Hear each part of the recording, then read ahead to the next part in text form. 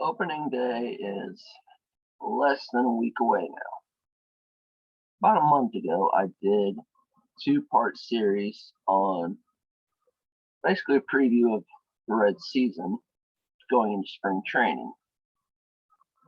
Now, with spring training just about over, seems there's been a couple questions that have been answered and some other lingering questions. First of all, shortstop. We talked about this last time.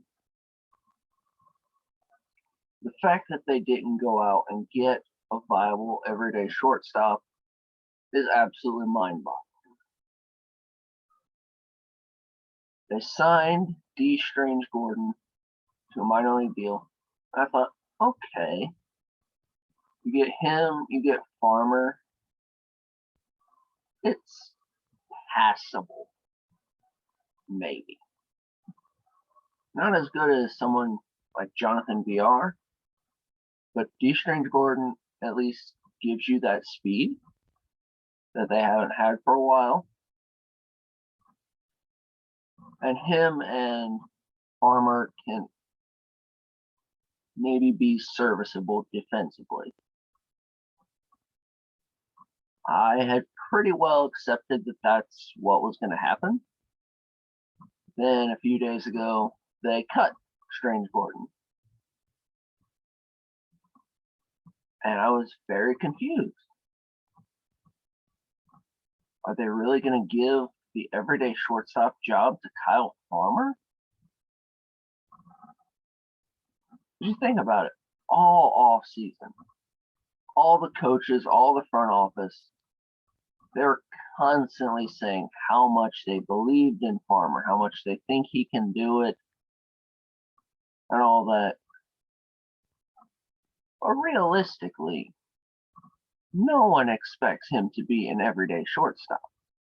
He's best when you can use him in 4 or 5 different positions. Start him at catcher. He did very good there. But then the reports come out from what Nick Kroll, the general manager, was saying, and it seems they decided on who the everyday shortstop was going to be. You had told me at the beginning of the offseason that Eugenio Suarez was basically going to be the everyday shortstop. I would have said you're nuts. He wasn't very good defensively. He's made himself into a good defender at third, but that's his comfort spot. Is he really going to be able to handle shortstop?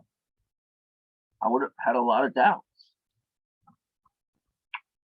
Now everyone's going to say, excuse me, if his offense is there like it should be, and you can handle the defensive shortcomings. But you can say that about a lot of Reds, and I don't really like that. Because now you're questioning a lot of the infield defensive spots and the outfield spots. Because for a lot of games, you're going to have Nick Castellanos in right and Jesse Winker in left. Now you're going to put Suarez at short? It's a little concerning. But now the question becomes, what do you do with the other positions? Mike Moustakas, again, his last 2 teams have attempted to make him an everyday second baseman. And then for one reason or another, he ends up right back at third. And that's what's going to happen here. So you put him back in his natural position. What about the Keystone? What about second base? Reports out of camp. Jonathan India, apparently top prospect for the Reds, seems to be the favorite, which I did not expect. If he can hold it, if he's legit offensively, okay. At that point, I guess you're just deciding between, is Moustakas that much more comfortable at third base instead of second base? Or is it just India's younger, he can handle it? So I'm not sure if India played second base or other positions in the minor leagues. So that's going to be interesting to see how he handles that. And again, you're questioning defense. Who knows? Maybe it works out. I certainly hope it does. Well, that's one question that was not answered how I thought it would. Then you pivot to the pitching. Closer, they got Sean Doolittle, but Amir Garrett's won the job. In spring, he's faced 9 batters and has struck all 9 out. It's funny. Nick Kroll was saying that he wasn't going to go out and name a closer, but then he goes to say, well, we think of Garrett as a closer. We think of Sims as a closer. Doolittle's got a lot of closer experience, too. He could be a closer. He just went and named closers. It's going to be Garrett most of the time, though. He has come out and absolutely taken the job. Lucas Sims has that potential. He'll be used in certain situations for sure. But Amir Garrett's going to be the #1 guy. Doolittle, maybe occasional safe situation here and there. But he's likely going to set into that setup role. And unless he came out and basically did what Amir Garrett has done, he was likely ticketed for a setup role anyway. But you feel pretty good about the back end of that bullpen now. Now the starters. You already had questions about the rotation. Now you're throwing in a couple injuries. Now you're really concerned.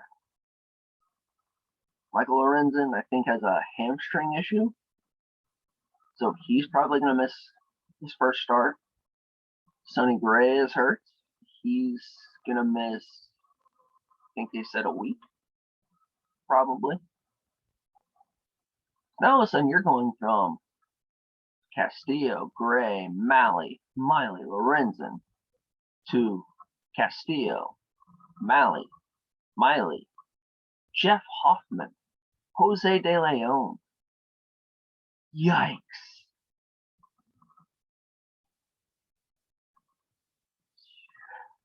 That's the big concern with them. 1, 2 injuries, and that rotation looks awful. Granted, you hope it's just 1 start for each of them, and you just power through, and they come back and they're healthy and they're good. But if 1 or 2 of them can't stay healthy, if Miley has issues like he had last year,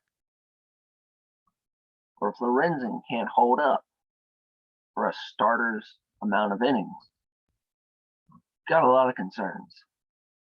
As far as how I think the season will go, I don't think you can count on them as a playoff contender. They just about have to win the division with the insane upgrades that the Padres made. The NL East looks very competitive. The NL Central just lagged behind. Meanwhile, St. Louis gets Nolan Arenado. They're the clear favorites to win the division. So, not counting on any big playoff races, but hopefully it's fun. We need fun Reds baseball. As always, looking forward to the season, and I will see you next time.